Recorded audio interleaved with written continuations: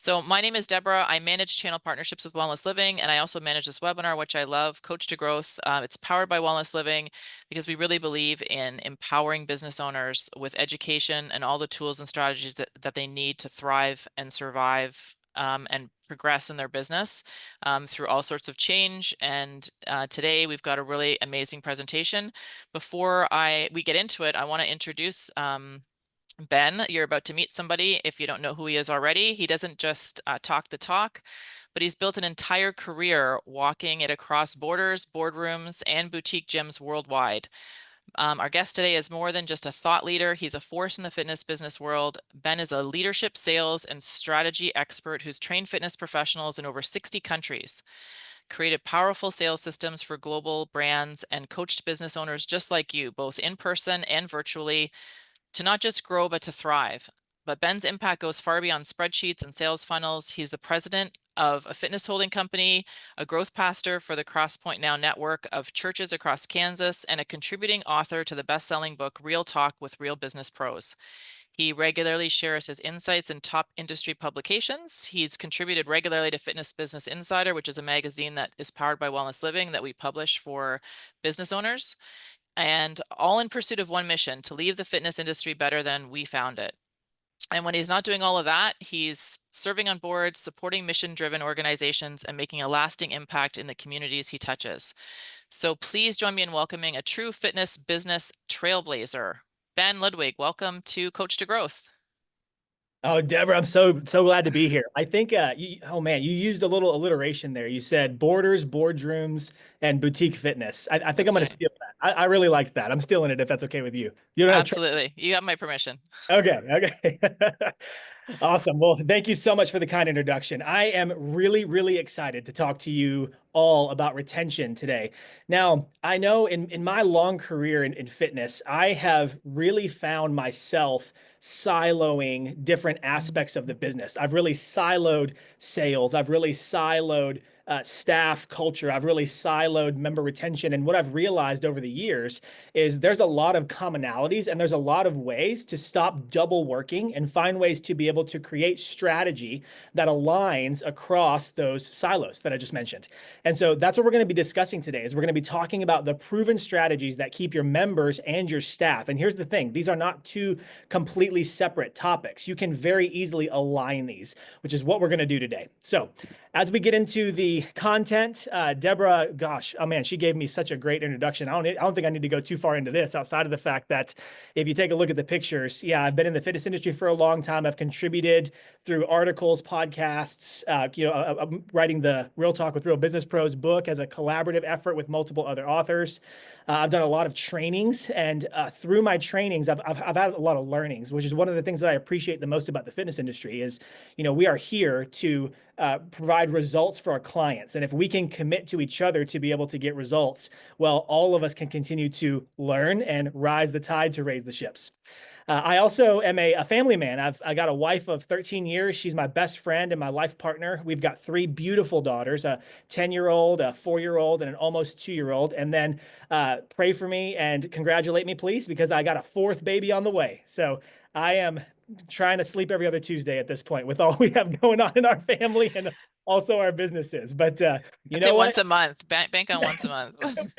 Yeah, I'll have to back it off for once a month for a little bit until this baby's old enough to feed themselves, right? So we'll see how that goes. But I absolutely love my family, and I can tell you this. I know that if you're a lot like me, then what you have done in your career is you have probably looked back on some of the decisions you've made and you've gone, man, I've made some really dumb mistakes. And I'm here to tell you that I have done the same thing. I'm telling you, I'm not here to try and talk about myself as an expert. I'm here to talk about myself as the person that's made all the mistakes that I don't want you to make. And so what I want to do now is I want you to do me a favor, and I want you to, in the chat, if you'll just do me a favor, and give me maybe just a one sentence, if you're available to do so, give me a one sentence chat on what it is that you've done in the past that you've messed up. So maybe just, I've hired the wrong person. I've set my pricing wrong. I've, done some dumb marketing things. And while you're doing that, I want to give you a quick example of my life. So Years ago, I was operating in a business where we had gone from one location to multiple locations very, very fast. And while we were doing that, I had really put all of my focus on a silo of sales. As I mentioned earlier, one of the mistakes that I've made in my career is siloing different departments. And so we were really focused on sales, but because we knew we needed to grow. So that's really all we focused on. Well, I called one of my managers from one of my locations and I said, "Hey, look, we've been talking about this guy, this one salesperson for a long time. He's been messing up. He's not making his calls. He's not hitting his bookings. His closing percentage is low. Like we just need to let this guy go." And we had held on to him for way too long, by the way. He said, "Okay, no problem." Well, me being the mistake maker that I am, I said, "Well, I need to be there and I'm going to be the one to fire him because I'm the one that needs to do everything in my business." Right? Have you been there? Is anybody writing that in the chat already? I was the one that thought I needed to make all the decisions in my business. So I drove over to that location. We walk into the office. The general manager is there with me. I said, "Look, I'm going to handle this. It's fine. I got this." I sit down at the desk. We call him in and I explain to him why we're firing him. And his response was, Ben, you're totally right. I have made all those mistakes and I honestly respect your decision and I'm leaving respectfully. Nope, that is not what happened. What happened was he started yelling at me. He started cussing. And I kid you not, he had his sales binder in his hand and he threw it at my head. Luckily, I got some cat-like reflexes and I had to duck to not get hit in the face by this massive sales binder. we had to call the cops. I kid you not. This is a true story. And now, looking back on this story, as I think about that time in my life, of course, at the time I was like, "Oh man, this guy's ridiculous. This is crazy. I can't believe that he had such a bad attitude." But I was pointing the finger at the time. And so what I did was over the years, I started looking back at these situations where I had these crazy scenarios happen to me. And I started thinking, man, was it really all his fault? Was it really because he was a bad employee? Well, no. Did I hire the wrong person because I didn't have an outline list of values? And did I not have a true onboarding process? Did I not have a way to set expectations very clearly whenever we first hired him? Did I not have performance expectations that we talked about every day? Did I not have a one-on-one with him? Or did my manager not have a one-on-one with him where we actually reset expectations when he wasn't meeting them? Did we do a formalized performance review? Again, I had none of that. I wasn't doing any of that. And so when I really looked in the mirror years down the road, I realized this is my fault. And so this was an opportunity for me to learn and not make the same mistake going forward. Well, I So, think, sorry, I just let you know, Ben, in the chat, like everyone's saying things that are similar to your experience hiring because we need bodies oh, for our onboarding, too many sales or specials, building too fast, bad partners, um, hiring quantity over quality, building too fast, lots of reasons that everyone's gone through, not enough employees with non-solicit agreements, reacting without analyzing, decisions made. So yeah, yeah. You know what, everyone Deborah? relates. I tell you what, that is one of the biggest things that I have learned is, you know what? I want to not get a binder thrown at my head ever again. So let me take a look back at this and figure out how exactly to make sure that I do this the right way. And so in all seriousness, this is what we're going to do. So the session overview for today, retention is revenue. We're going to talk about the fact that when it comes to members, I think we often have a pretty good handle on our member numbers. We know that it costs 5 times more to acquire a new member than it does to retain that member. But did you know that the same applies to hiring a new staff member? So statistically speaking, between 50% and 200% of an employee's salary, depending on the position. If you're looking at a manager or a salesperson or a coach, you have to think about all the things that go into the time that you're spending as an owner or a manager interviewing all these people, posting jobs, sifting through resumes, setting up intro calls, doing those intro calls, setting time to meet with that person for an introductory chat to see if they fit the culture, seeing if then doing physical interviews, then doing steps to be able to see that they can actually have the qualities to do the job well. All of that takes your time and your effort and your energy, and also takes away from activities that are going to get you to where you want to go inside of the business. And so when you consider that, well, again, next point here, how do we as the owners or managers control the daily experiences that determine the length of stay of our members and our staff? The parallel approach here is that these strategies are going to improve our member retention, which is driven by staff retention. They both need, the overview here is onboarding, ongoing support, and clear growth opportunities. So With that, why does this matter to you? So when we talk about this, I want you to really think about this. So as you can see here, the pining question. So where do you fall? Do you care about your members, but maybe not have a true roadmap of how to retain your membership base? Again, that's number one. If that's you, I want you to put a one in the chat. Number two, do you have job descriptions for your team, but maybe you haven't actually written down personal goals or steps of how your team to get there? I know a lot of us are going to fall in this category because for years I fell in this category. If that's you, put a two in the chat. Number three, do you have members and staff turnover that you feel you can't get ahead of? Maybe I know some of you in the chat earlier said you hired the wrong people, or you hired just because you needed people, or you hired just, oh my gosh, I gotta service these sessions, or I gotta have these classes covered, or I need someone doing sales and my person just quit with no notice. Maybe that's number three. You got staff turnover that you can't get ahead of. Put a three in the chat. Number four, do you have too much on your plate and you struggle to delegate?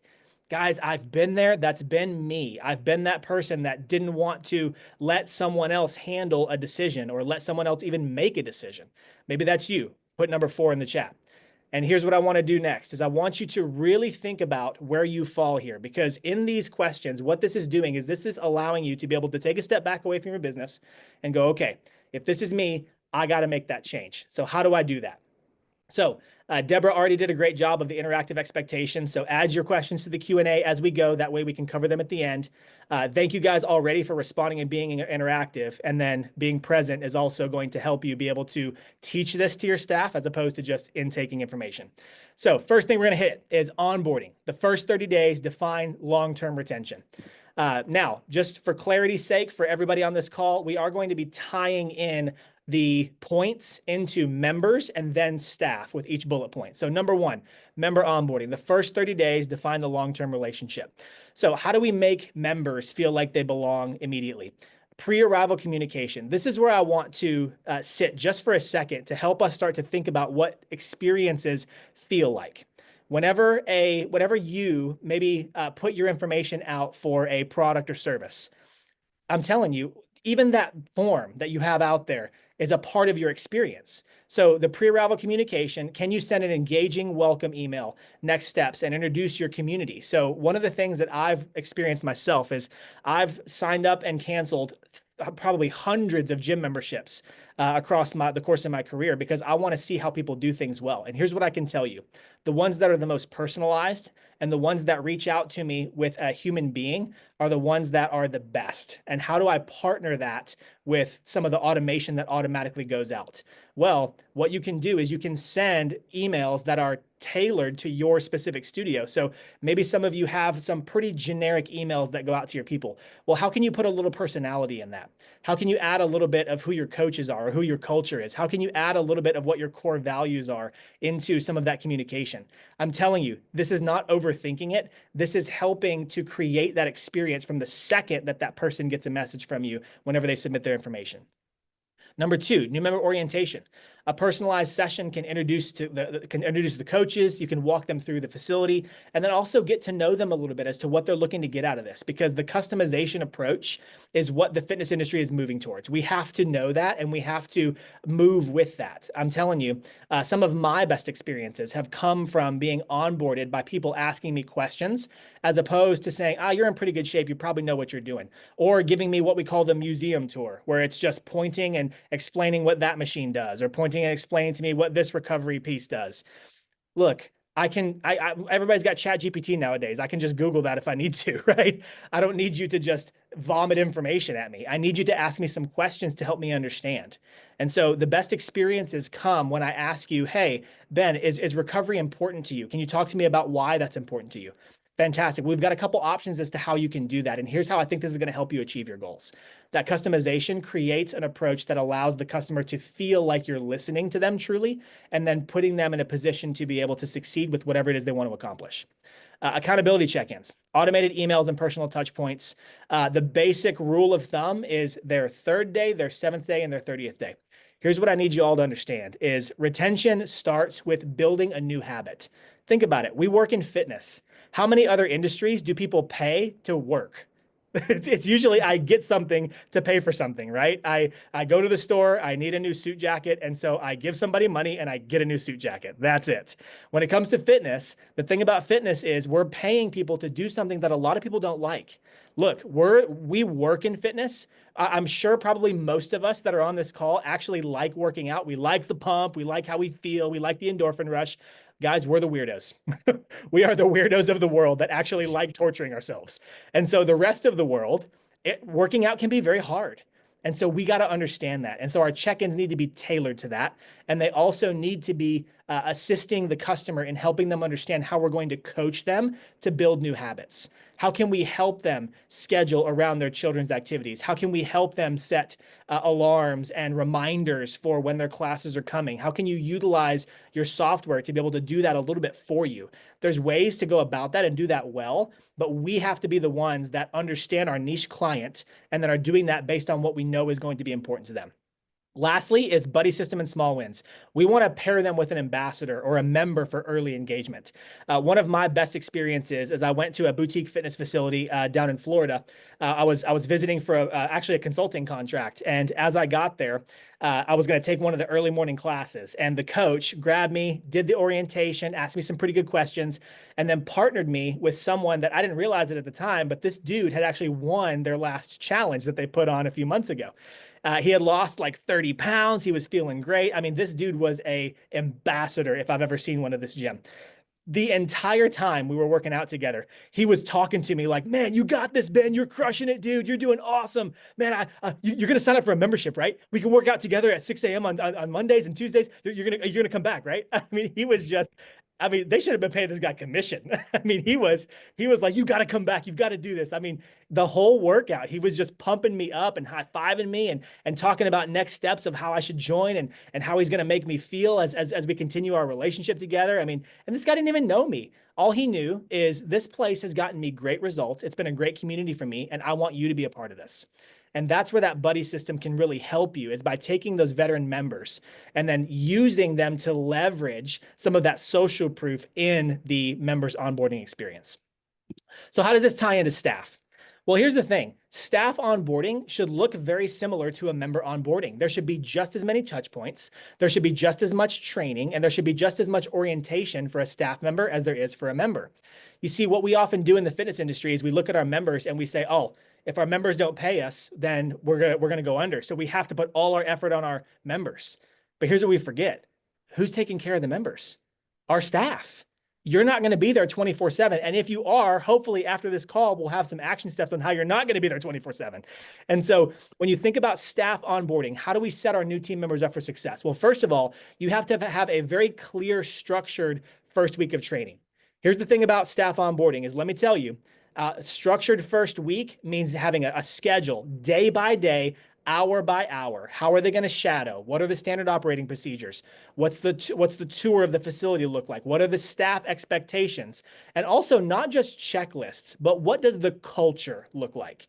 You see, oftentimes I think we forget, if you look at the screenshot that I have at the bottom of this slide, in the very center of that, it says behavior. What behaviors are expected of you based on the core values of my business?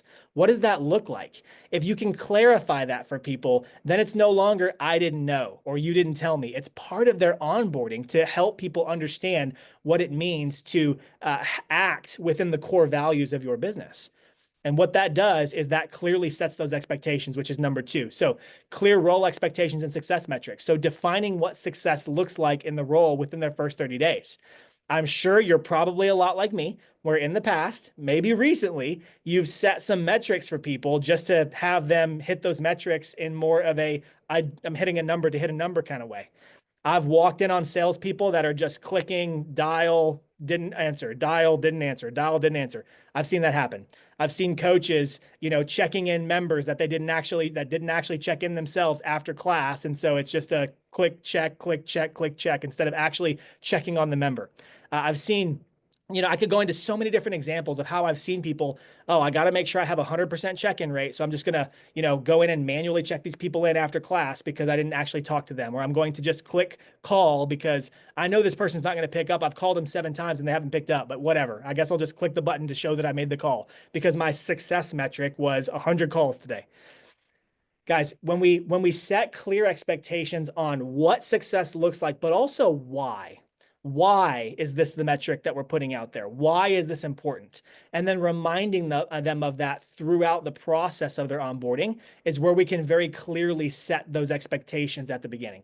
Also, early performance check-ins. I think this is one of the things that I've missed in my career a lot, where, early check-ins were more so, hey, Deborah, how you feeling? You liking it so far? Are you having fun? Are you getting to know the members? Yeah, you made your first sale, high five, and that's it. That's the performance check-in.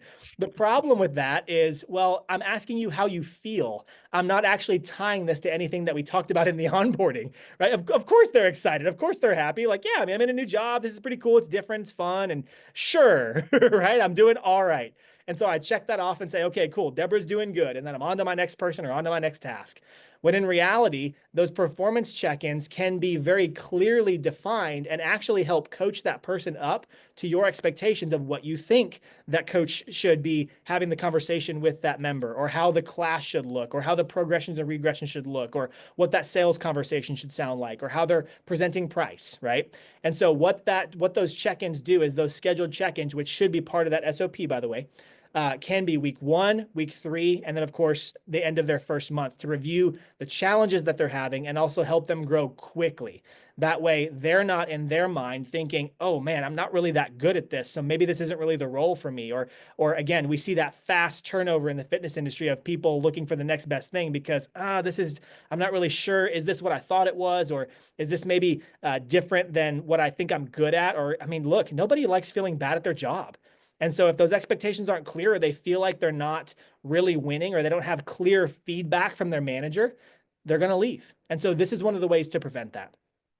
This is the last point is actually the most vague, but it's also my favorite. In my career, what I have seen is social integration actually helps staff members to start feeling like they're a part of the team, more so even than doing good at their job. And so I've always been big on involving new staff members in team workouts or social events to immediately feel like they're a part of the culture. You see, what that does is that helps the staff to feel like you actually care about them. That makes your staff feel like this is more than just a clock in, clock out kind of job. And this also, in my experience, has actually helped me to be able to actually mentor my staff as opposed to just manage them. And so I can't tell you, I could give you countless examples of people that have come into my office and sat down with me. And because of the relationship that I have with them, they say, you know what, Ben, man, I'm really struggling. And, I know my performance isn't quite there. Man, I'm struggling with my spouse. Man, I'm really having problems. You and your wife seem like you have a pretty good relationship. Can I talk to you about what I'm dealing with? I've even had staff members be very transparent and say, hey, Ben, I've got this new opportunity to do this other job. And I really wanted to just talk with you about it because obviously you're my boss, but also I know that you care about me and you care about my long-term success. So can we talk about this and like see what this would look like for me? And I know this is going to sound like totally opposite of what you would think, but there's been times that I'm like, oh my gosh, that's such a great opportunity. You should take it. You know why? Because I actually care about the person. And here's what I can tell you. As opposite as you think that is, what that does is that creates such a level of trust with not just that team member, but also the rest of the team. Because what do you think that person's going to do, even if they do leave?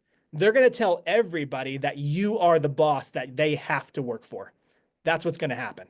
And I'm telling you, what then happens is I've had those conversations where I've told people to leave and take the other job, and they've said, man, I don't care if it's more money. I want to keep working for you. I'm telling you, that's where a massive win can happen. And that's where you can open up a lot of opportunities to be able to develop a mentorship relationship with your staff. And when you set that example, guess what starts to happen? You start to show them what true mentorship and leadership looks like, which means they want to do that for their staff as well. And that's where you can create a legacy as opposed to just a performing gym. Next, let's talk about creating a strong community to drive retention. So what does this look like? So about a year ago, I wrote an article for Club Solutions Magazine called Retention is a Relationship, Not a Strategy. Catchy title, right? So the goal behind that was for us to be able to look at what it means to create a strong community, because I think community is a buzzword that is often overused. And so what we want to do when it comes to creating culture with our members, let's start. is we want to be able to ensure that our members feel like they're a part of something else. They're a part of something bigger than just a workout. I'm sure probably in the fitness industry, you've heard it called their third space. They go to work, they go home, and their third space, man, is your gym. That's where they want to go. That's where they want to be. Well, what does that look like? Well, first of all, we want to host events. We want to have a place where people can get to know each other outside of the fact that they're working so hard they can't breathe, right? And so we want to create spaces for them to be able to do small group workouts or Q&A sessions with trainers or themed challenges. You know, what those do is those allow your members to get out of the rut that they may be in at times. I'm sure you've probably seen it. I'm sure you've probably even been there. Before we jumped into this webinar, Deborah and the Wellness Living team and myself were talking about our own workouts and how sometimes it's like, man, sometimes it's just hard to have the discipline to just keep doing the same thing every single day. And so hosting these type of events allow your members to see each other outside of their Lululemon.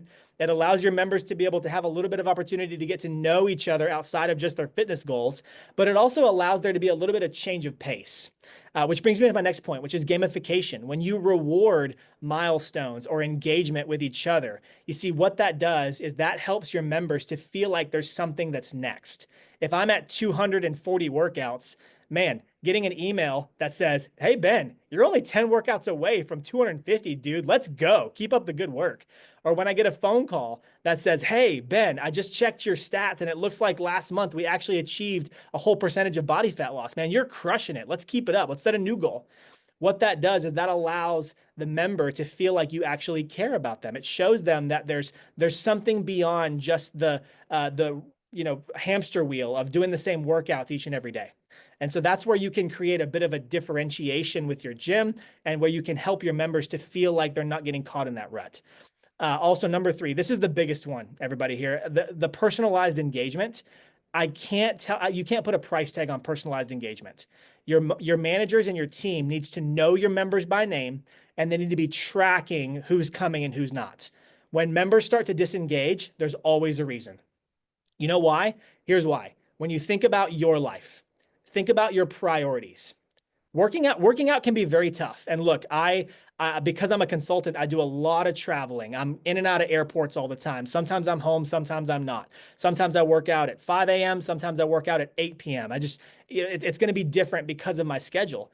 But taking care of myself means more to me because of the reason that I work out. I work out because I want to be able to be an example of what it is that I'm teaching or preaching everywhere I go. I also have a family. I've got a wife and three, soon to be four kids that I've got to take care of. And so I have to take care of myself to be able to take care of them. I've got big reasons to take care of myself. And so guess what? Even if I'm on the road, I'm going to find a way to get a workout in. So let me ask you this. Your members that start to disengage, when you call them and say, "Hey, Deborah, it's been a couple days since I've seen you. Is everything okay? I saw you were booked in for class and you canceled a couple days in a row. Is everything all right?" What Deborah's probably going to tell me all the busy reasons in her life as to why she had to cancel. Yeah, my kid got sick and, oh gosh, we had the spring concerts coming up and fall sports are coming and, which is fine. But at the end of the day, do I know my members well enough? Do I have good enough notes in my CRM software, my customer retention management software, to be able to go back and help Deborah or coach Deborah to be reminded as to why it's important for her to stay consistent with her workouts? So I can hopefully inspire her, but also hold her accountable to staying consistent with her workouts. That relationship and that personalization is where this becomes a powerful tool. Here's the point that I want to leave you with. When people experience hardship together, true community begins to happen. When members go through a challenge together and they accomplish something. When I've always been a huge fan of tracking metrics as a group. So how much total weight did our members lose during a challenge, or how many total miles did we run when we did this running challenge over the summer? Those sort of things allow people to look back and go, "Man, that was so cool. And we were a part of that together. Even though I only ran this amount of miles, together we did this. That was really fun. That was really cool." And let me tell you, that's why I believe in the power of boutique fitness, is because when people, even just the workout, even if they just accomplish 45 minutes of just, man, a really great sweat session together, what happens at the end of the workout? People are high-fiving. They're like, "Oh man, this is pretty cool. This is fun. I like this." And what that does is that allows you to be able to have some powerful community as you start to engage people in a personalized way, because you're tying that hardship that people are experiencing with a personalized approach, and that's where the power's at. So what does this look like in staff? So creating a strong community to drive retention. I know some of you are thinking like, oh yeah, Ben, I mean, staff culture, of course it's important. Yeah, obviously I want my people to like working for me, and obviously I want them to win. Well, where is that balance? Because I know that in my career, I've done both. I've gone on one side where I've really wanted people to like me, and so I haven't been super comfortable holding people accountable. And then I've gone to the opposite end of the spectrum to where I've held people accountable no matter what. And I've become a jerk, and then nobody wants to work for me. And so the cycle continues. So how do we find that balance? Well, first of all, you've got to create team rituals outside of just KPI or your key performance indicator meetings. So setting a monthly staff workout or having recognition meetings specifically just to high five and recognize the people that are making a difference in your community. Friday coffee check-ins that help build camaraderie. These are just some small ideas of ways to be able to help your team get a little bit out of just talking about numbers all the time and helping them get to know each other, just like your community events, just like you're doing with your member base, having that no shower happy hour or whatever it is that you're doing for your members. Do the same thing for your staff. Don't assume that your staff is going to be a part of all those member events and that's where they're going to build camaraderie. That's the mistake that I've made in the past, is I've assumed that just because I'm hosting this event, all my staff is going to be bought in, they're all going to be there, and they're all going to love each other, and they're all going to have fun together. You got to have separate times specific for your staff. Number two, you want to create autonomy and ownership. Allow your trainers to lead workshops for the rest of the team, suggest new programs, and be involved in business decisions. Now, here's one of the things that I want to differentiate here. I'm sure in your mind, you're probably thinking of all the ways that this can go wrong. Like, oh, well, Ben, we need to do this new crazy workout that I heard of that they just started in Japan. It's amazing and people are loving it over there. I'm telling you, we're going to be the first adapters over here and everybody's going to love it. And in your mind, you're like, no, right? So you want to set some clear expectations for your staff as to what decisions they are going to make. So for example, I like to call it freedom within a framework. I'm going to allow my managers to have some freedom within a framework when it comes to, let's say, a referral program. Of course, we know we need referrals. Of course, we know we need to ask our members for referrals. So what does that look like for us? Do we have some sort of give and take? Do we have some sort of credit program for every person that they refer? Every person that walks in the door, do they get entered for a chance to win X? Whatever it may be. Here's the thing. Whatever that thing is, I don't care. So my manager, I may give my manager a bit of a budget or maybe some ideas. Hey, why don't you work with your team to figure out what sort of referral play you want to run over the summer? It's going to be 90 days. So here's the framework that I'm giving you. As far as what the prizes are, as far as what the entry is, I want you to come to me with some ideas and then we'll choose together. What that is that's me encouraging ownership of this decision, because who's going to be more bought into a referral program that we run over the summer? The person that I come in and say, here's the referral program, here's how we're running it, here's how we pitch it, the goal's 50, go. Or the person that comes to me and says, okay, Ben, here's my ideas. I think A or B, these are the two things that I think would work really, really well. I'm leaning towards A. What do you think? And I say, A sounds great, run it. Who's going to be more bought in? Obviously the person that's bringing me the ideas. Number three, we also want to celebrate wins publicly. We want to shout out the top instructors in newsletters and social media. We want our members to know that we're recognizing our staff. And here's the thing, that's not a tactic. That should be genuine. Because as an owner, as a manager, you personally aren't having to coach 50 classes a week because of your staff. You personally, hopefully, aren't having to make all of the retention calls for every single person that's falling off last week because you have staff that's doing that for you. You probably aren't hopping on Facebook and creating all of your creatives and all of your ads and all of the copy because you have someone doing that. So the idea behind this is to really make sure that as an owner or manager, you're taking a step back and looking for small wins. I like to call it catching people doing something right. And it doesn't always have to be KPI driven. I don't have to say, yeah, the top salesperson last month was X. I've always been a huge fan of looking back at my core values and then recognizing people that exemplified those core values. If one of my core values, let's say, is going the extra mile, that I'm going to recognize a staff member that went out to the parking lot and helped a member change their tire because it was flat whenever they came out from the workout. That actually happened, by the way. I saw one of my team members. This was years ago. I walked out into the parking lot and I saw one of my trainers, underneath a car. I'm like, what the heck is going on here? And they said, oh, yeah, Mrs. Jones, for autonomy's sake, Mrs. Jones had a flat tire. And so, she just asked for some help to change it. I've changed 100 tires in my day. So I decided to help her out. That was them going the extra mile, right? And so when you think about celebrating those public wins, it doesn't always have to be just driven by top sales or top session service. It can be tied to your core values, which again, when you catch people doing things right, guess what happens? You start to see that happen more, right? Number 3, continuous growth and development opportunities. So members, Ben, how do I create continuous growth development opportunities for my members? Come on. I mean, we're just providing a service to them. I mean, that's all it is, right?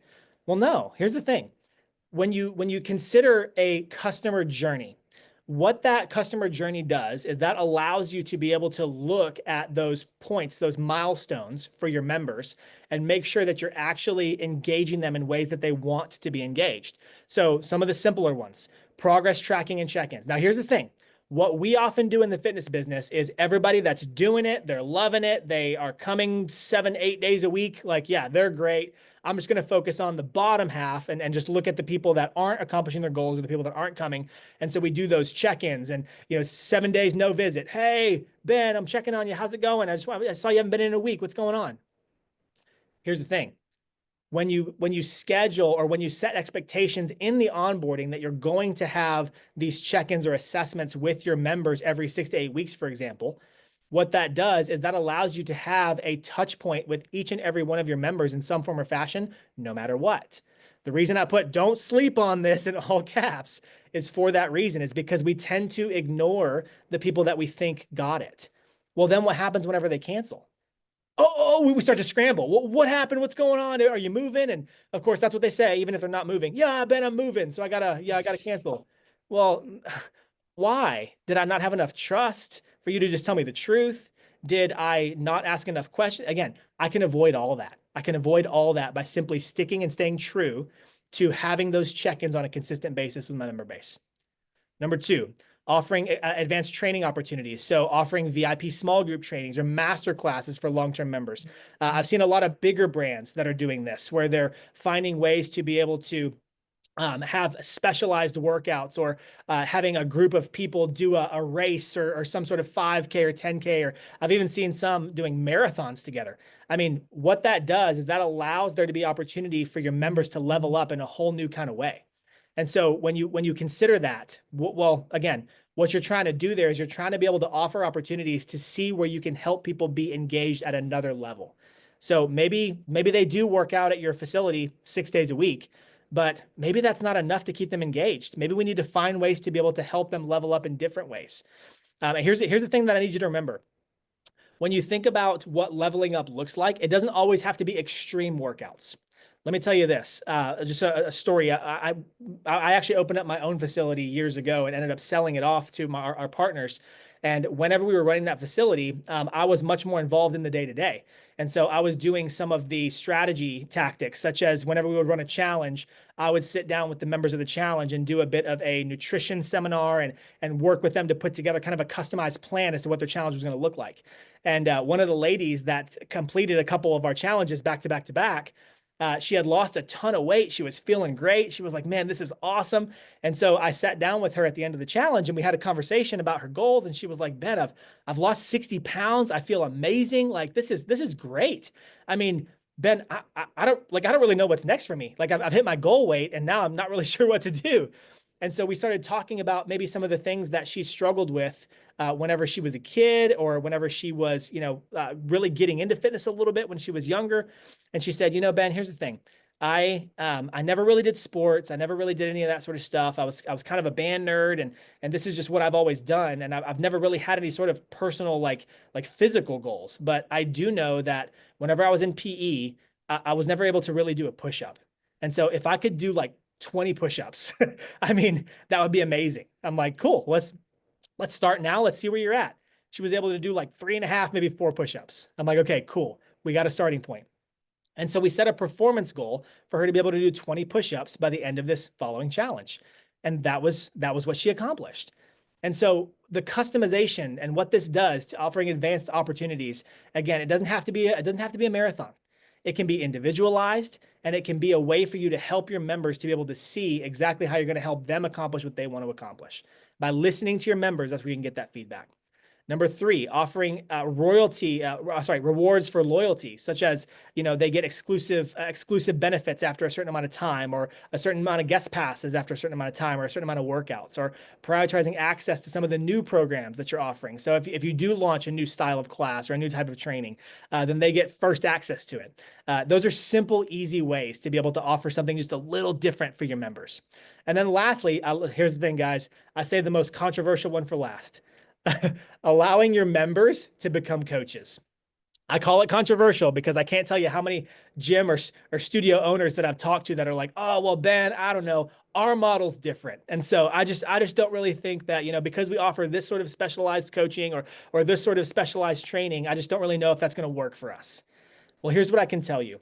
I have done this in multiple different models.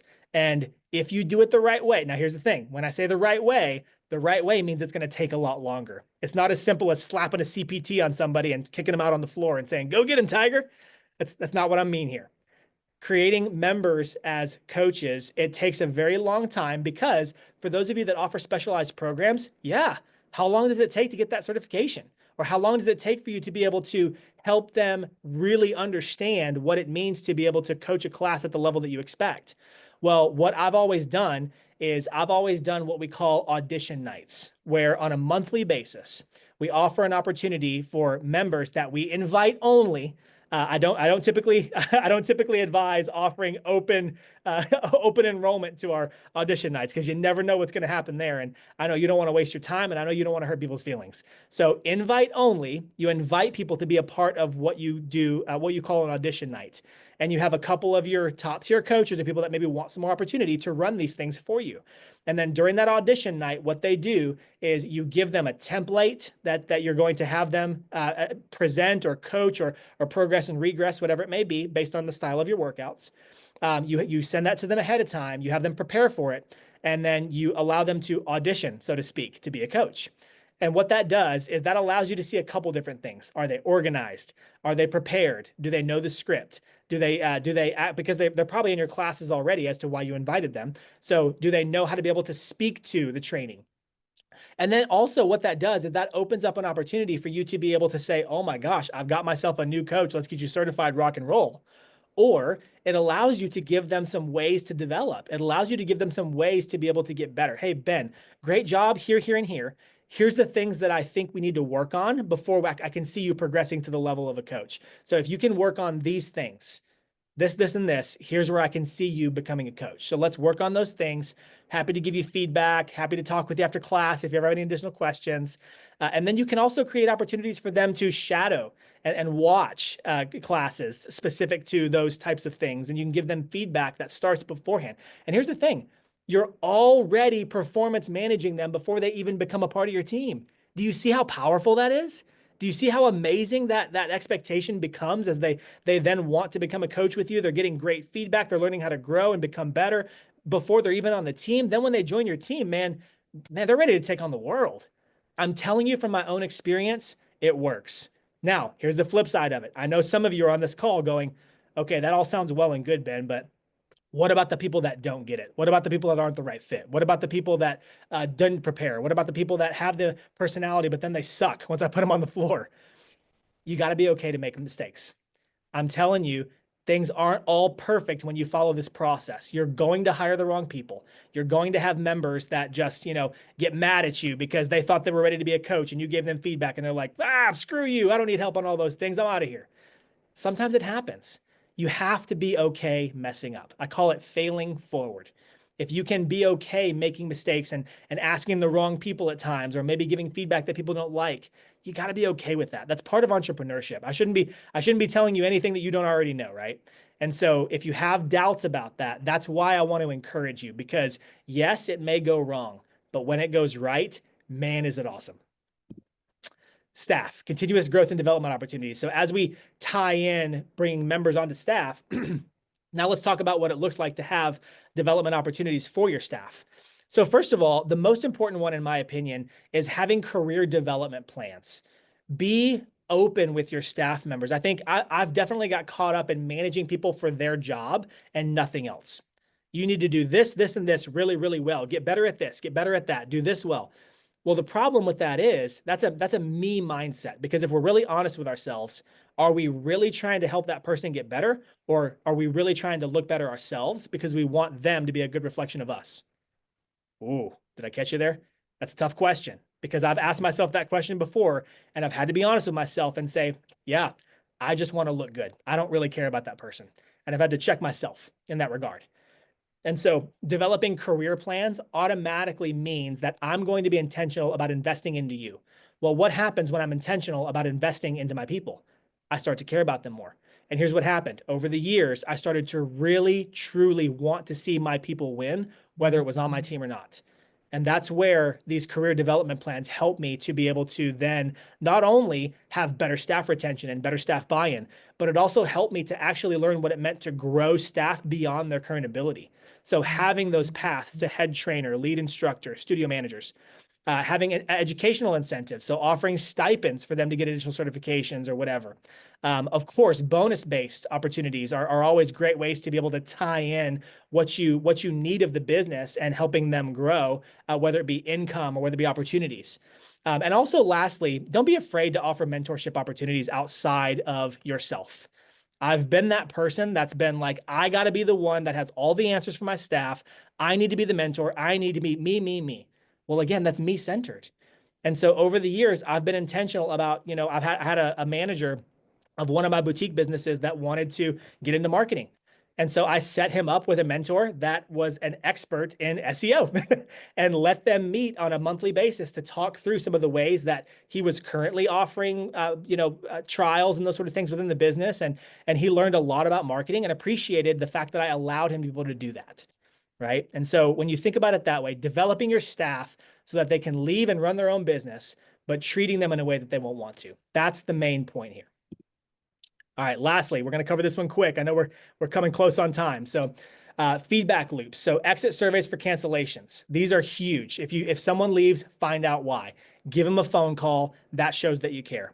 Number two, communicate proactively. So being diligent about letting members know if you're going to be changing prices, if there's going to be studio updates or new equipment, if there's going to be changes, then proactively communicate. Real-time engagement tracking. So using software to monitor attendance and flagging those members that are disengaging. Another way to be able to utilize that communication proactively. And then having an ear to the ground. I've always been huge personally on taking classes and just talking to members in their environment. When you're wearing that boss hat, sometimes there's going to be a little bit more, okay, well, Ben, this is what you need to do, and this is how you need to fix this, or you need to do this, this, and that. Well, when I'm just rubbing elbows with you and we're just lifting weights together, it's just more relaxed. And so I can really have an ear to the ground and get some real-time feedback from my members about how they feel, what they think is best, what they think needs to be worked on. And they know I care about them, and they know that I'm getting on their level with them by taking class with them. I'm telling you, it's so powerful. So please do that. And then always have your teams back. The reason why I put this as its own point is because oftentimes, as the owner or manager, people are going to come to you and expect you to be the savior. Hey, Ben, this is broke. You need to fix it.